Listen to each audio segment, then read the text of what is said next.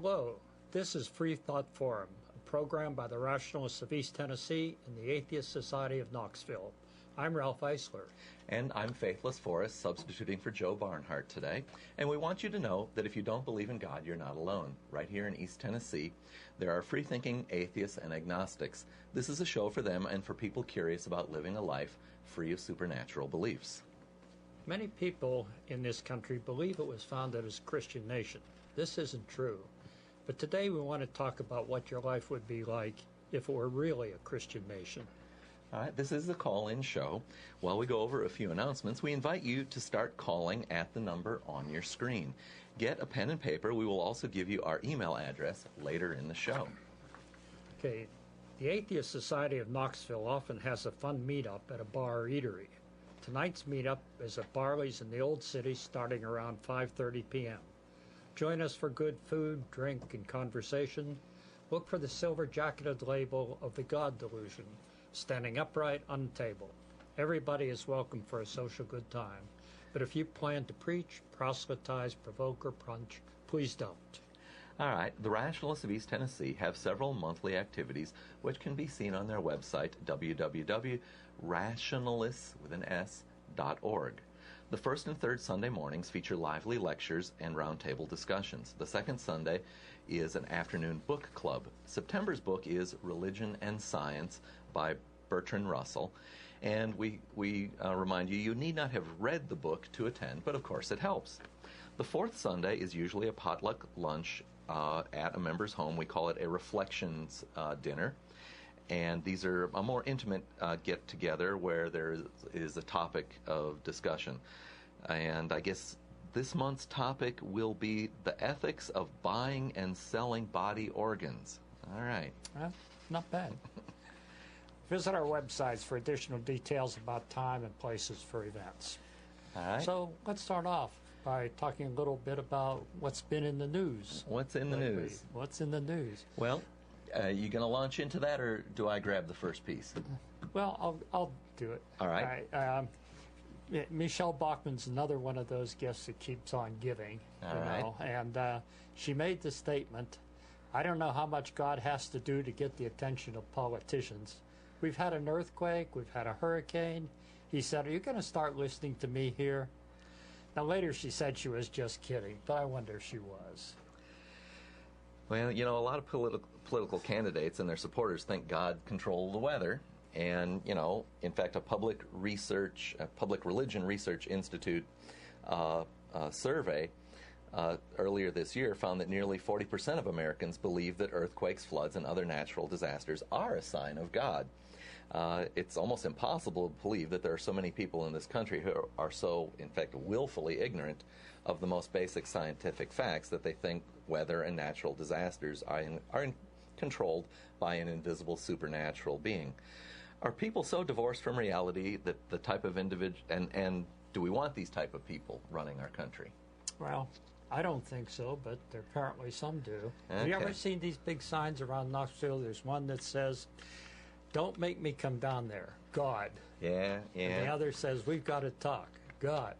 So there are a lot of people who have the idea that God is some big white-haired guy up in the sky, you know, just waiting to come down and creating earthquakes and other natural disasters whenever he gets a chance. Yeah, I would suggest plate tectonics is a little bit better description of why all that goes on.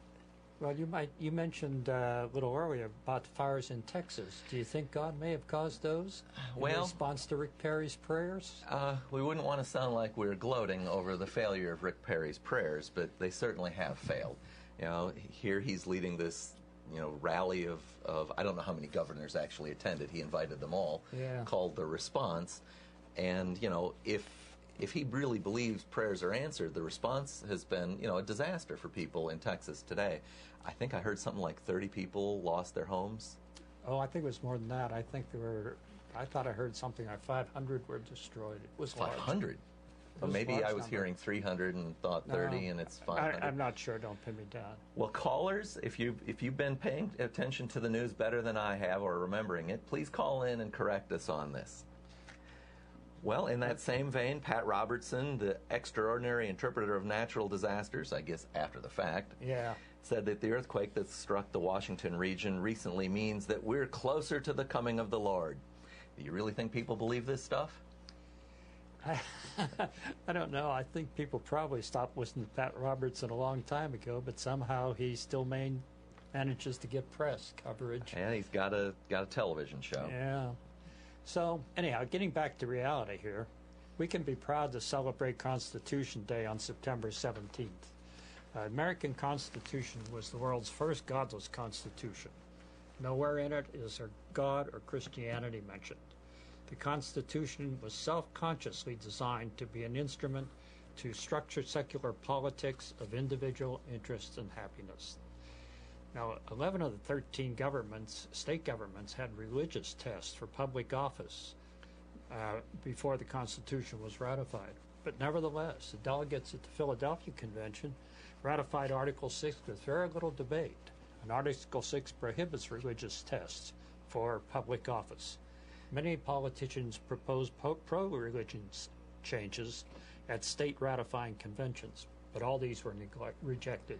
And you're referring to the ratification process at the time the Constitution was adopted. So it's not like they snuck this in under the table or anything like that. No, it was out in the open. In fact, there was little debate among the delegates, but in the nationwide in the country around the 13 colonies, there was quite a bit of debate in the state legislature, some of it rather rancorous at times. People wanting to put religious strictures in the Constitution. But all of those eventually were defeated, and as we know, the Constitution was ratified. And eventually, shortly after it was ratified, almost all states did away with their tests for for public office, the religious tests. We could note that the state of Tennessee is an exception to that. The state of Tennessee has 3 prohibitions against holding public office. You cannot be a duelist, so you and I can't challenge one another to a duel and then hold public office. You cannot be a minister of the clergy. Correct. And you cannot be, and you must believe in something like an afterlife with something like a test of good and evil. Oh, really? I forget exactly how they phrase it. But they don't. It's not explicitly a Christian test, but they do demand that you have to acknowledge a God or something, and that there's a reward for good and evil behavior. Yeah. I didn't realize that. I guess maybe I should get out my Tennessee Constitution and read it, except that that's... Well, I corresponded with the Tennessee Secretary of State to ask about the status of these clauses. And I'm going to say it was like maybe the 1970s, there was a minister running for office, and his opponent challenged his eligibility to run, and it was quickly overturned because there had been previous Supreme Court precedents. But and the prohibition against duelist running is redundant to the fact that felons can no longer run, and dueling is a felony. But within the state of Tennessee, the prohibition against atheists holding office still stands. It has never been challenged to have gone through the process of formally overturning it. Well, the other requirements are still in the Constitution too, though, are they? When you say the Constitution, you're referring to the Tennessee Constitution? Yeah, all 3 of them remain. The legislatures have never gone back and cleaned up. Just haven't been taken out. Yeah, so. When they get overturned, they become ineffectual and non-enforceable. It's like old computer programs. They carry a lot of so-called junk DNA in them. I can imagine how that happens. Okay, well, given this, we know democracies cannot exist in countries requiring religious tests. Some will always be disenfranchised by ecclesiastical tyranny. Okay, well, there's a bit of good news. We keep hearing that the number of people claiming to be of no religion is rapidly growing in the United States. I'm guessing this chart's a little hard to read because they've got all 50 states graphed there. Yeah, I move my head over a little bit. The green barcodes are for states that are in the northeastern United States, and the kind of brownish orange are for southeastern United States.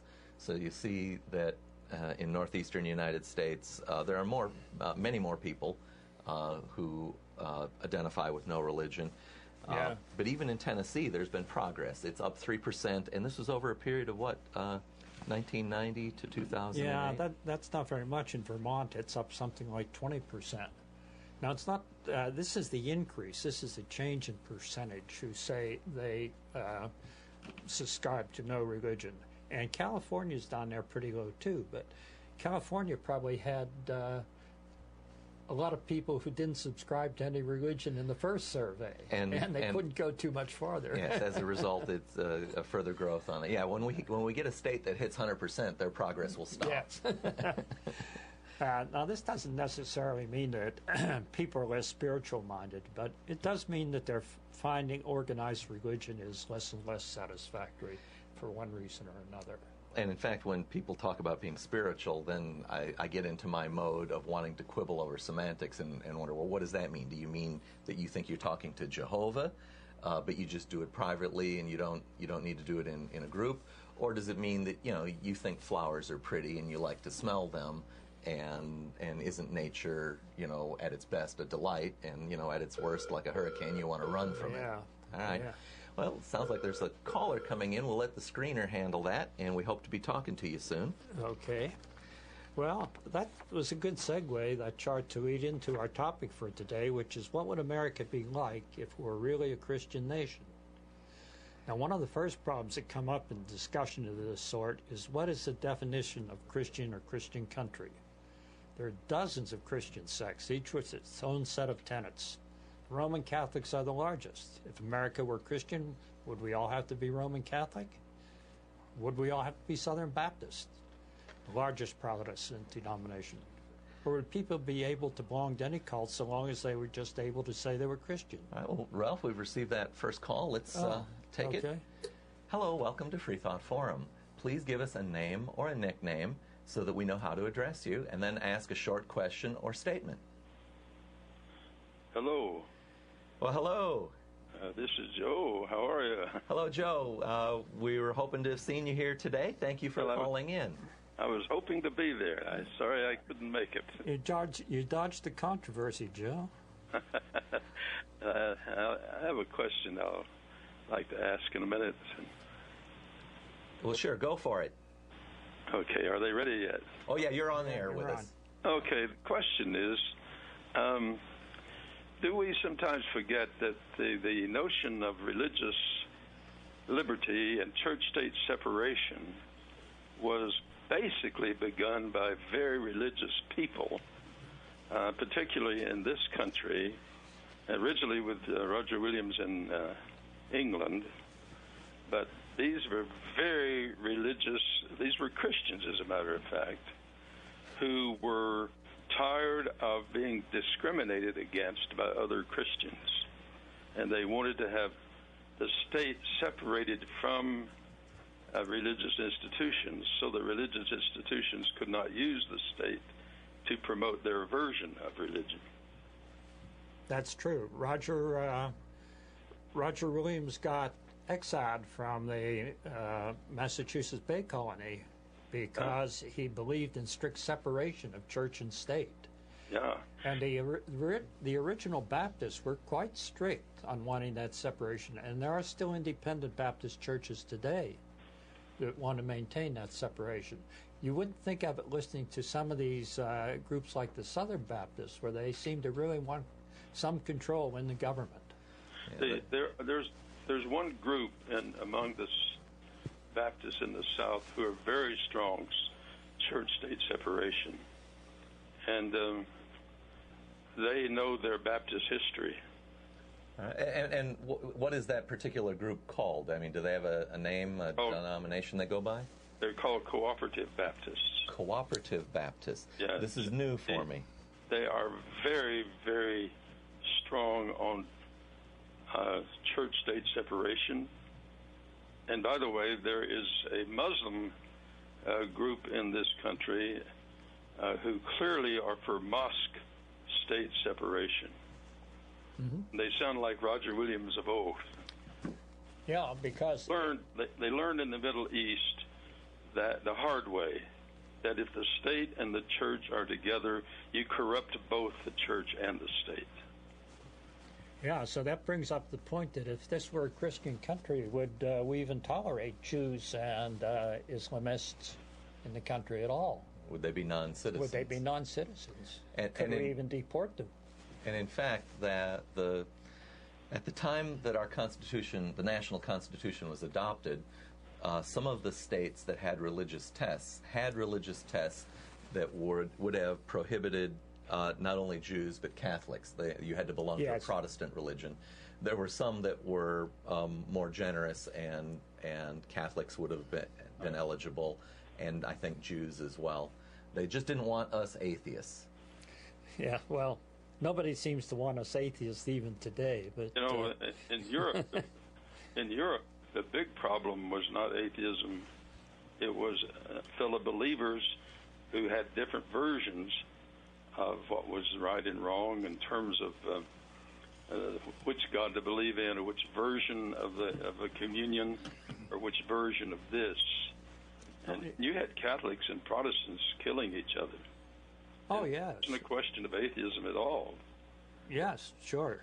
That's certainly true. That's why we have all these Protestant religious sects who don't really seem to be very different, but seem to fight hard over quite trivial differences. I mean, do you have to be immersed in water, or can you be sprinkled with water in order to be baptized?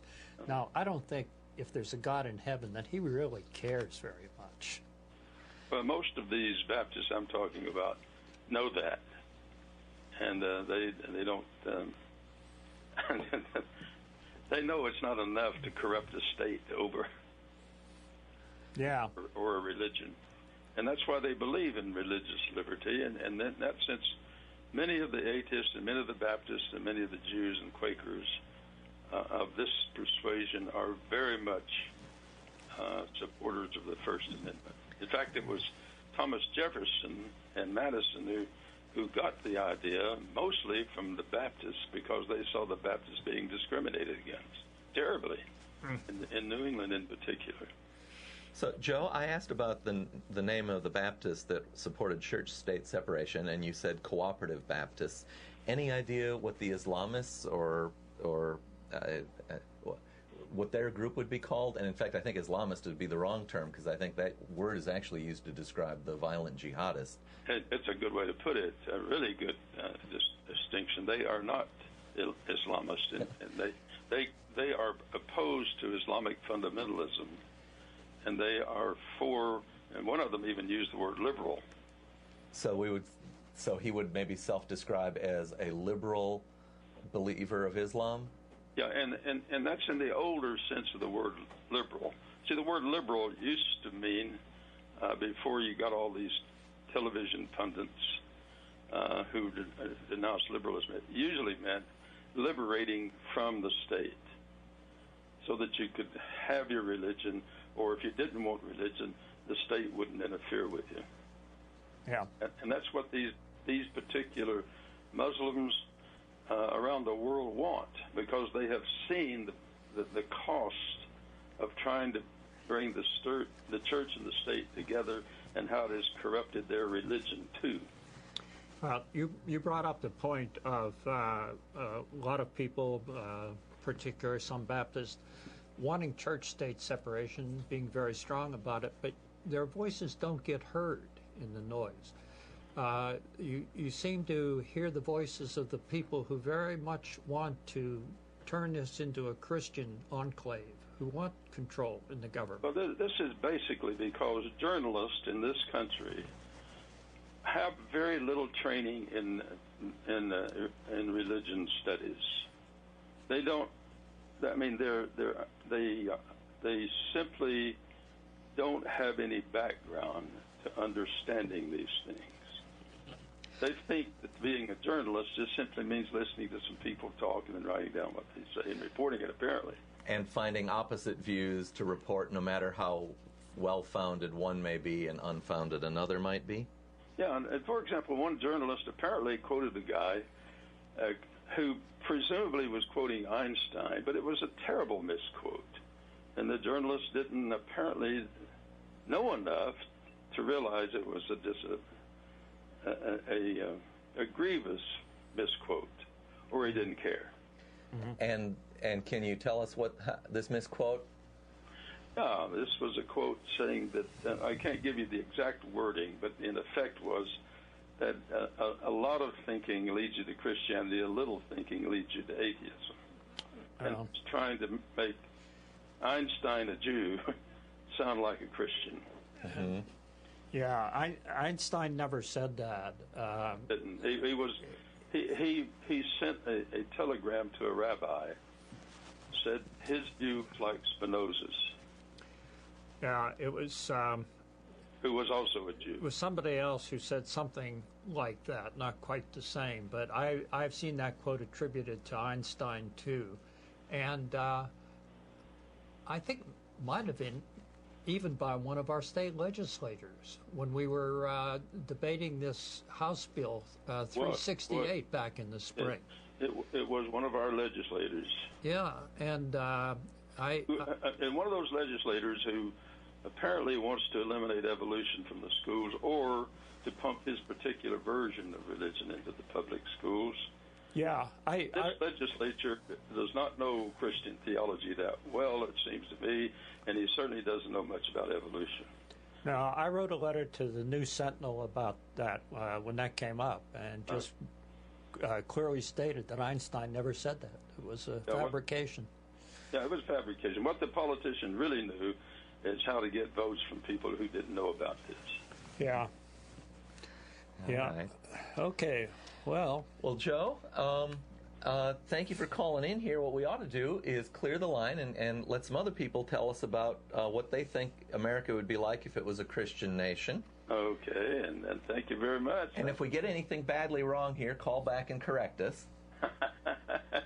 Thank you for listening to me. All right, Joe. Bye then. Bye-bye. All right. Okay, so there's another aspect of asking the question about what does it mean for America to be a Christian nation, and what would society be like if we all followed the ethical teachings ascribed to Jesus? Might certainly be better in many ways, but the examples we have from both history and contemporary theistic societies tell us we can't expect people to love their neighbors as they love themselves. We also have the stated goals of some of the fundamentalist Christians themselves. Did you have some specific stated goals in mind there?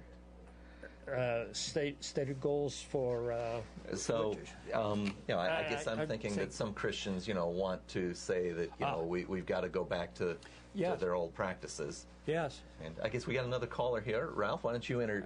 No, you go ahead and take it. I think that we push the buttons. Welcome to Freethought Forum. Please give us your name or a nickname so that we know how to address you, and a short question or comment. Nickname. I use the call sign Maverick. Maverick.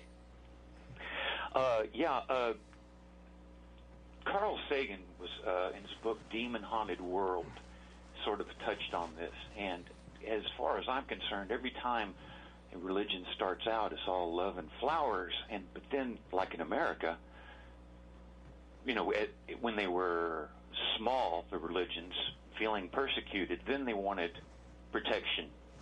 And now now that they've gotten larger, now they want power. And that seems to be the way that it goes all the time. First we're just for helping the children, now we want power. So, but the question with regard to Carl Sagan's part of it, Demon Haunted World, for the life of me, I cannot really understand why some of these religions shouldn't be called demon worship. I mean, when you're worshiping a deity that, as of the Bible, that commits so many terrible atrocities, and then more to come in the afterlife, and demanding or extorting worship, how Christians should not be regarded as demon worship, in that you're just calling the demon God.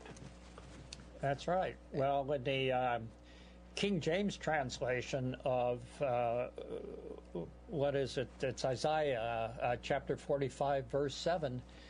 part of that is translated to say that the God does create evil. That's the God himself speaking there. Later translations mollify that somewhat. They don't make it sound quite so nasty, but in the King James Version, which a lot of people ascribe to, that's what it says. I see. Well, if I was imagining, then it went to the point was, if I was to imagine demon worship, could I possibly imagine a demon more hateful, destructive, self-centered, insecure as the Christian God? And for the life of me, I cannot imagine a demon greater. I mean, if that was the standard you used. Can you? Oh, not for some of the acts that are described in the Old Testament, certainly not. Well, in the New Testament, that appears to me to be the worst kind of demon, Jesus, in that, well, I'm not satisfied with just killing you, but I want to torture you from now to eternity. Yeah, I'm with Maverick on that. I think that as awful as the things that were depicted happening to living people in the Old Testament, the New Testament introduces this concept of everlasting punishment. I mean, if I was going to worship a demon, the demon I would prefer of the two would be the one that says, okay, you're dead, I've killed you, I'm through with you, instead of the one that says, nah, not so much, we're going to continue for a while. Yeah, I'm not so sure that Jesus was really so big on punishing people in the afterlife. A lot of those little statements got embellished a lot by the Christians, and certainly I think a lot of the views of hell were formed following the publication of Dante's Inferno.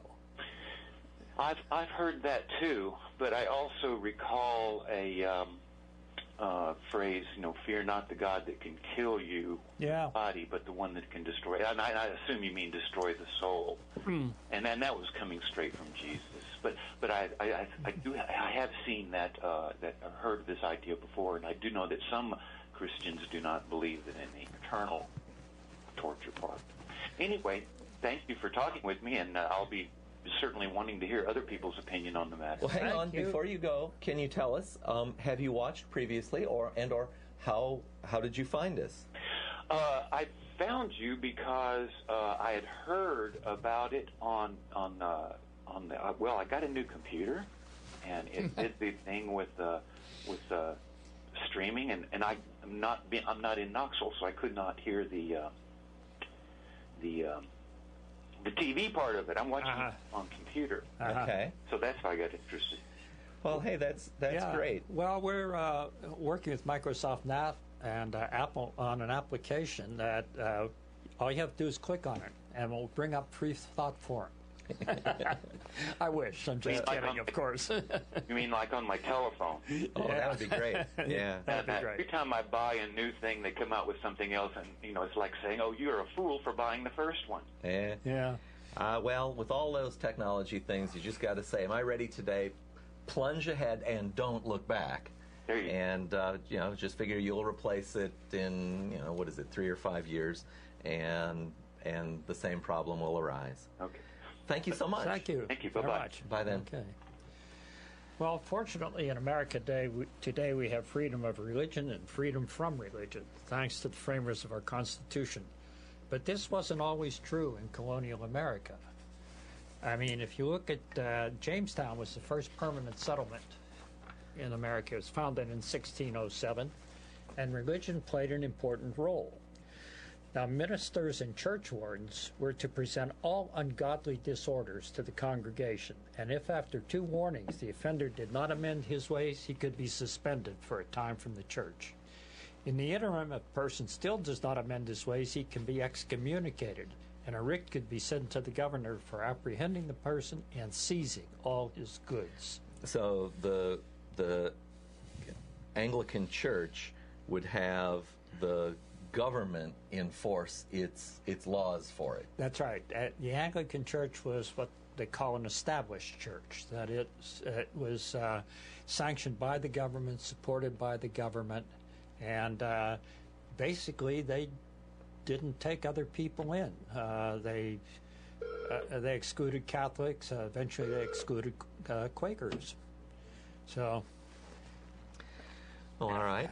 And I see here that apparently church attendance was something that was mandatory, and I guess even servants could be forced.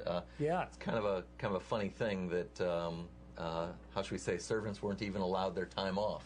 No, so they didn't get a Sunday off. They had to They were supposed to attend a church service twice a day. So, Ralph, we got call number 3. Okay. Welcome to Freethought Forum. Yes. Hello, yes. Give us a name or a nickname so that we know how to address you. My name is Rick. Rick? Yes. And great. Do you have a comment or a question for us here on Freethought Forum? I would like to comment on the topic for today. Great. You're on the air. Let's have it. I think that it would go very much like Europe did. I think that it would become more socialistic, and the spiritual aspects would be kind of downplayed, and the country would become more, secular. Okay, I think I follow what you said. You think that if we were a religious nation, that we might have evolved to be more like Europe. Europe currently, most of their states still have established churches, although they always, I shouldn't say, they have liberal policies about treating minorities. At least we're talking about the Europe of the latter half of the 20th century. Mm-hmm. And I know many of them, many nations have an established church, and you'll hear people talk about how well they like the national church because they can go there and have a nice wedding ceremony because it's a big building that they don't bother to visit otherwise. Yeah, that's pretty true. In fact, as I understand it, in Germany, the taxes are still levied to support the church, but you can opt out. You don't have to pay. Oh, an opt-out clause. I'm not absolutely sure that's still true, but I think maybe it is. Right. It would become a place where you get married, and you have a place to go on Christmas and Easter, and yeah. And so it was a kind of a ceremonial thing for a few life events, and it didn't dictate or it didn't impinge on their day-to-day life. Now, one thing that I'd like to ask people who are Christians, who are I'm not, who think that this country should be a Christian nation is, if it does become a Christian nation, are you willing to convert? I mean, because it's wishful thinking that it's going to become a Christian nation of your liking. I mean, there are a lot of denominations. I mean, are the Protestants going to say, okay, well, I guess we're all Catholics now, or Versailles, or Mormon? Yeah. That's certainly not going to happen, but what could happen is that people get into public office and they can change the laws. For instance, many of the fundamentalist religions and Roman Catholics really want to reverse the Roe v. Wade decision. I mean, they really want to elect enough members of Congress that they can take that on and reverse it. I'm sure they do. I think they want to reverse it because they don't understand the medical implications of abortion. That's quite true. I mean, reversing Roe v. Wade wouldn't stop abortions. We had abortions before that. We'll have abortions after that if it's overturned.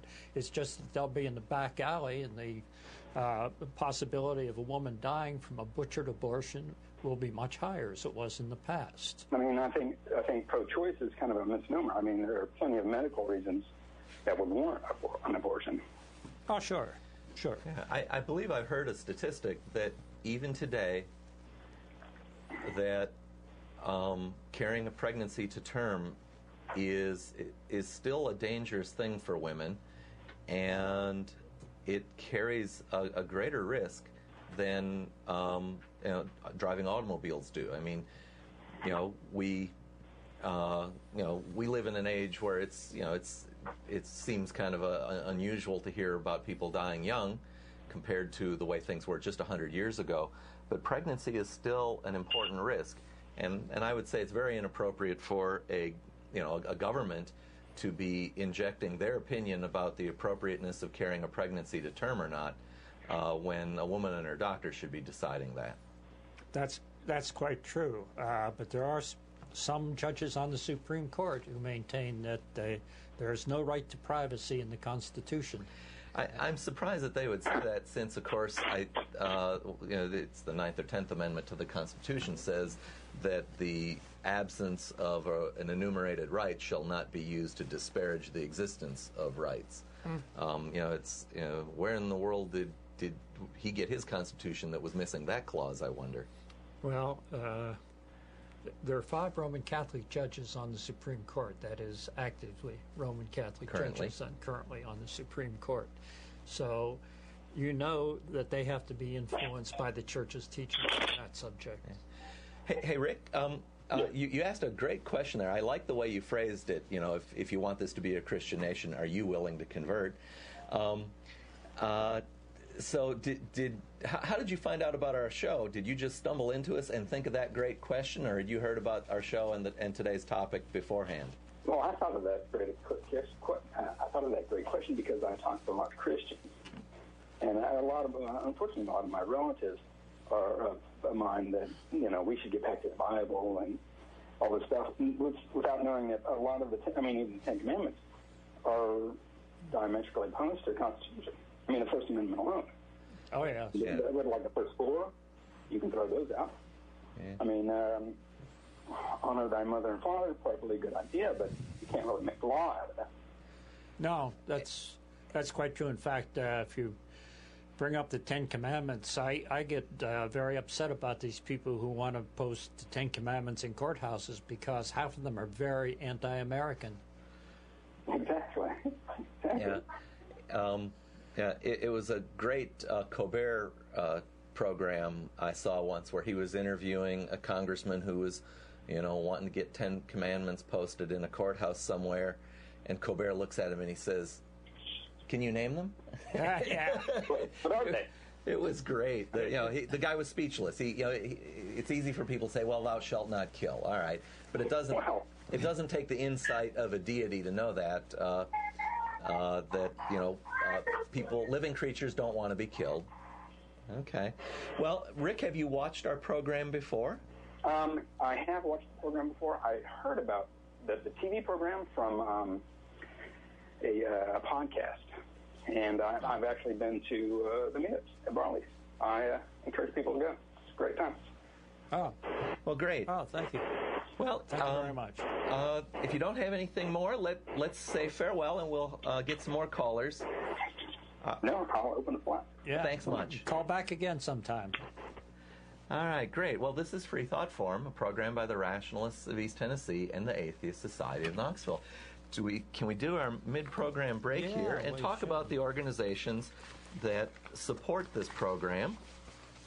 We are organizations of atheists and agnostics who are right here in East Tennessee. And so, Ralph, can you want to talk about the Atheist Society in Knoxville is a meetup group, and we meet after the shows typically at Barley's, as well as there are occasional meetups on other evenings or weekends. Sometimes we've even had karaoke. And the mission of the Atheist Society of Knoxville is to supply a venue for community camaraderie and outreach for the rationalists and atheists of the Knoxville area. Remember, you're not alone. We'd like to also point out that if you'd like to have a non-religious wedding ceremony, that the Atheist Society of Knoxville and the Rationalists of East Tennessee each have what's termed a celebrant, persons who are entitled to legally perform marriage ceremonies. I know I was not happy when having a marriage at the courthouse, the guy sprung "So Help Me God" on us during the middle of our marriage ceremony. Oh, wow. I guess. Well, the Rationalists of East Tennessee has Sunday morning roundtables and presentations twice a month, and recent discussions have included a presentation by former President Phil King, Jesus, Fact or Fiction, And he did that program here as a follow-up, too, a couple weeks ago. Then we had Jen Hancock from Florida. She's a humanist, and she talked about the pursuit of happiness, how humanists do it. Recent one on thinking rationally about climate change, and then one on Europe between Hitler and Stalin. So you can see the program is really varied and covers quite a wide range of topics that we have for our Sunday morning meetings. And once a month we get together for a book club, and typical books discussed in the past are The God Delusion, The Age of American Unreason, and Your Inner Fish, which is a fun book for evolutionists.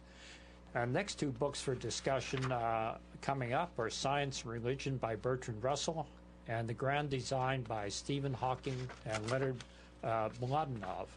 The Grand Design is an interesting book because Hawking comes out and makes a very positive statement about why you don't need God to create a universe. And so see our websites for time and location, and you're welcome to come and contact us at any time. All right, well, that's great. So let's see. We covered quite a few things here, and Rick especially made that great question about are you willing to convert? Because, of course, that becomes the real issue of if we're a Christian nation, that there is no such thing as the one Christianity. Right. Well, so we talked a little bit about the Jamestown colony. I see we got some notes here about the Massachusetts Bay Colony. Yeah, and I just wanted to bring these up because, you don't have to sit here and theorize about what it would be like to have a Christian nation or a theocratic government here. We have examples in the past, both in this country, in Europe, and we even have examples in present-day Iran or Saudi Arabia, which are basically theocracies. And none of them are very palatable. There's a fiction that the early settlers in America came seeking religious freedom. Well, some of them did. The people that landed at Plymouth, the so-called pilgrims, they're called the separatists, they really didn't want to have the church, the state involved in their church. But the people we call the Puritans, who came later, they wanted to control the church. And they couldn't get enough power. They were in power for a while, and then when Cromwell got kicked back out, they had to go elsewhere. And so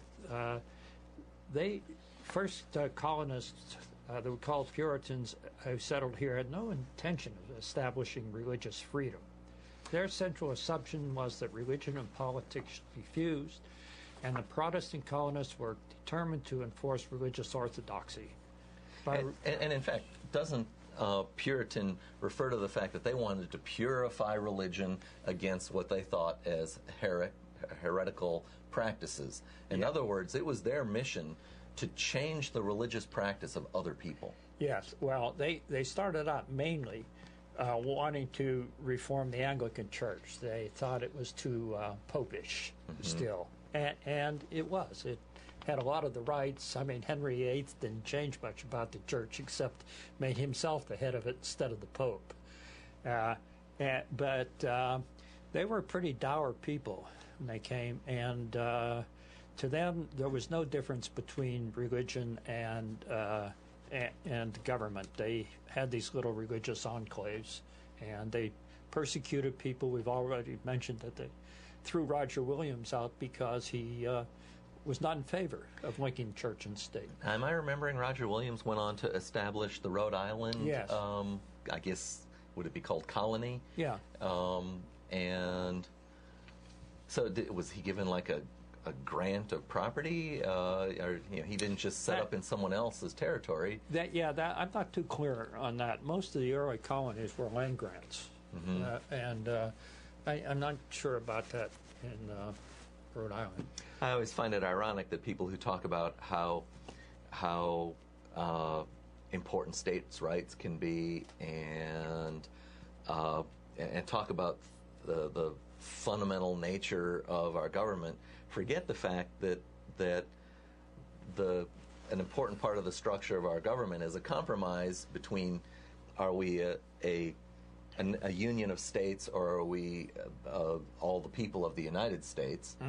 And that the boundaries of states were determined by royal privileges to their friends, and yet those boundaries still affect our politics to this day. They do, and I may have somewhat heretical view on this, that I think that those boundaries should probably be done away with, and that the country should be divided into... At the very least, you should ask, what's the appropriate boundaries in the 21st century? Into federal regions. I mean, the geography determined the boundaries of those states. Yeah, it was where rivers flowed. Where mountain chains were, etc. But the country has become so homogenized that we don't have all Catholics in Maryland and all Quakers in Pennsylvania. And I would say that homogenization, in many ways, we could call it a very positive thing. Meaning, if I leave the state of Minnesota where I grew up and come to the state of Tennessee, I expect to still be a full citizen. And it's merely a matter of who's building the roads locally, and operating things that are best done locally. Well, if we still had states' rights completely independent of the overriding constitutional amendment that says the federal government supersedes those rights, we'd still have slavery in the South, probably. So that's the type of thing that makes me not want to have states' rights. And getting back to the abortion question, all these states try to pass their own laws, and of course they run into trouble with the federal mandate that Roe versus Wade is in effect, but they try to get around it in many ways. But if there were no restrictions on them, then you'd have some states that allowed abortion, some that didn't allow, and all in one country, and that makes no sense to me. That's a very divisive type of country, to have all these little douches spread around and run by local politicians. And that's why I tend to favor a fairly strong federal government. But that has nothing to do with religion, except that... except that they both stem from royal privilege that to some extent are still with us today. Yeah. After all, the royals used to claim that they ruled by divine right. Oh, yeah. And therefore there was no church-state separation. Our nation's independence was declared from the King of England, who was also the head of the Anglican Church. That was a double revolution that happened there. Yeah. All right. Well, we've got about 11 minutes in the show, so that would give us a good 9 or 10 minutes for a phone call or two. You can see the phone number on the show, for the show. You can see the phone number on your screen. Please give us a call and talk about what if this was a Christian nation. So there are people who are wanting to bring back what they think was the Christian nation, going by the name of Reconstructionist and and am I getting this word right? Dominionism? Yes, dominionism. Yes. What can you tell me about that? I'm not up on them. Well, you can work off of my notes here if you need to. Okay, because I've lost my place on that. There are people in this country who want to bring back the religious persecution that we saw in some of the early settlements. So, to be fair to them, do they want to bring back religious persecution? I'm sure they wouldn't say that. They want to... I may have misstated quite somewhat. They want to establish a Christian theocracy, which in my mind would simply lead to religious persecution. There's no way around it. And this Dominion theology proposes that the law of God, as codified in the Bible, should exclusively govern society to the exclusion of secular law. What's this remind you of? Remind you of the Sharia law in strictly Islamic society. Yeah, that's right. It's what's supposed to be enforced. And I must say that anyone who says that the Bible trumps the Constitution, secular law, and then if they also claim they're supporting the Constitution, they haven't read the Constitution, because our Constitution clearly says that it is the supreme law of the land. Mm-hmm. It doesn't say, accepting the Bible or anything like that. Our Constitution is the supreme law of the land, and the people who wrote that, they understood what supreme law meant. Oh yeah, yeah. So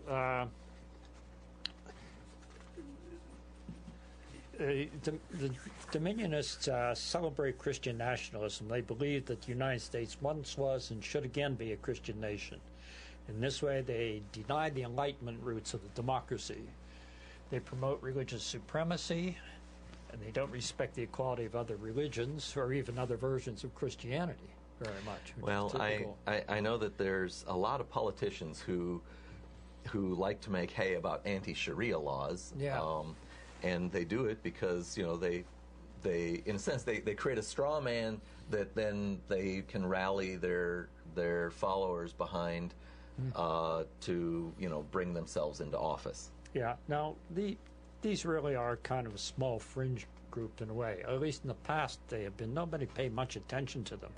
But it appears at least two running candidates on the Republican ticket have close relationships with the Dominionists. Now, because Dominionism cuts across many disparate fundamentalist sects, Michelle Goldberg characterizes it in the following way. She says, in many ways, Dominionism is more a political phenomenon than a theological one. Cuts across Christian denominations from stern, austere sects to the signs and wonders culture of modern megachurches. Think of it like political Islamism, which shapes the activism of a number of antagonistic fundamentalist movements, from Sunni Wahhabis in the Arab world to Shiite fundamentalists in Iraq. So,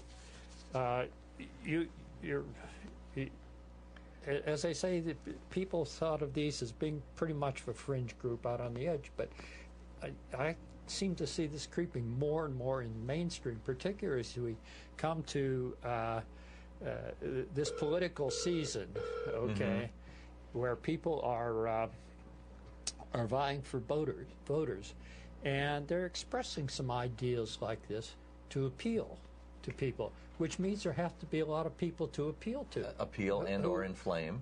Yes, who support these ideas. Well, it's a kind of a scary thing because, of course, these things can build on themselves. That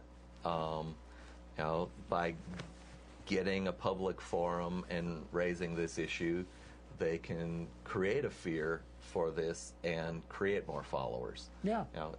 I guess in a sense, it's a classic way for people to try and seize power, is to create an external enemy to try and unite followers behind. Yes. Yeah. Right. Create a phantom enemy if you have to. This is a favorite thing. It was like the Red Menace, in the 1950s there with Joseph McCarthy. You just got to keep making enemies, or you don't have. You run the risk of being judged on the political results you could get at home, such as are my schools good and are the roads well paved? Yeah. So finally, maybe it's worthwhile addressing the question of what would Jesus think about America being a Christian nation? Okay, well, I don't often put myself in his shoes. Or his sandals. Or his sandals. But, there's the phrase when, asked about, the money, and, do we, he was being asked, do we have to give money, meaning pay our taxes to the state? Jesus did say, well, render under Caesar that which is Caesar, and of course the coins had a portrait of Caesar on it. Right. So, according to Jesus, you did have to obey the secular law. Yeah. Right. And he also said, according to the Bible, that my kingdom is not of this world. Not of this world. All right. Yeah, I like that. And so that seems to indicate that temporal power was not his aim. He was not didn't think of himself as the Jewish Messiah who was going to lead the Jews back, in revolution against the Romans, physical revolution. So maybe if the wealthy leaders of today's Christians movement really gave all their wealth to the poor in order to follow his path, he might approve. But I wouldn't hold my breath waiting for this to happen. No. I'm sometimes amazed when people talk about how great things the church has done for the poor, when, at least many churches sit on very great wealth. Yeah. And you just don't see the Pat Robertsons and the Billy Grahams impoverishing themselves to help the poor around them. Oh, no. In fact, Pat Robertson has been accused of having diamond mines that exploit workers in Africa, and that's where he got a fair amount of his wealth, apparently. So, man, so I guess what we can learn from that is that apparently his God wasn't whispering in his ear saying that's an immoral investment. No. So even if he was honestly ignorant of what his investments were doing, he certainly wasn't given divine guidance to lead him from that error. Right. There's another point. I don't know if you've ever read a book by Jeff Sharlett that was written a couple of years ago called The Family, which he describes a group of people who say, well, they don't belong to any religion, they're not particularly religious, it's just all Jesus, in their life. But these people, these are not your average run-of-the-mill Tennessee type of people living in a small town. These are people who have a lot of political power, not only in the United States, but around the world. And if you look at the names of some of the people who belong to this group, you'd be quite surprised. These are the ones who sort of sponsored this house on C Street. I don't know if you remember. Okay, I think I have heard about that. And in fact, I think they had a problem with one of their members was having extramarital affairs. Oh, more than one.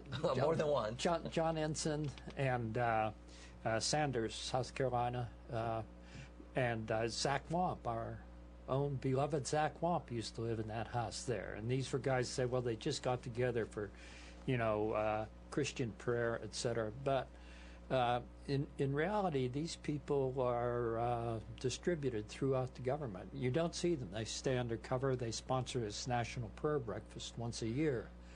And so what you see out front maybe isn't all that's going on. You have to worry a little about the worms in the wood underneath. Okay, well, it sounds almost like we're preaching conspiracy theory here, although just because you're paranoid doesn't mean they really aren't out to get you, is the other counter to that. Well, I'd rather feel a little paranoia, than have someone stab me in the back. So I'm not suggesting that this is a serious problem, but people aren't aware of this group and how many of them really would like to see the U.S. as a Christian nation. Well, I of course, being a scientist, look forward to the day when all Americans are excited about the real world that we live in, and that the mythology of the past becomes just interesting story. Yeah. Well, a whole section on science here that we didn't get to. The time went by fairly fast. So, well, we need to start the wrap-up section here. So it's about time to start wrapping up. So get out your pen and paper. This has been Freethought Forum, a program by the Atheist Society of Knoxville and the Rationalists of East Tennessee. Please send us feedback. Leave voicemail at 865-272-9060 or email us at freethoughtforum@yahoo.com. You can see this show most Tuesdays from 5 to 6 p.m. We would like to thank Sam and Jonas for our technical support, Larry for screening calls, and the staff at CTV Knox, and all of our callers. This has been Freethought Forum. I'm Faithless Forrest. And I'm Ralph Eisler. And we'll see you again next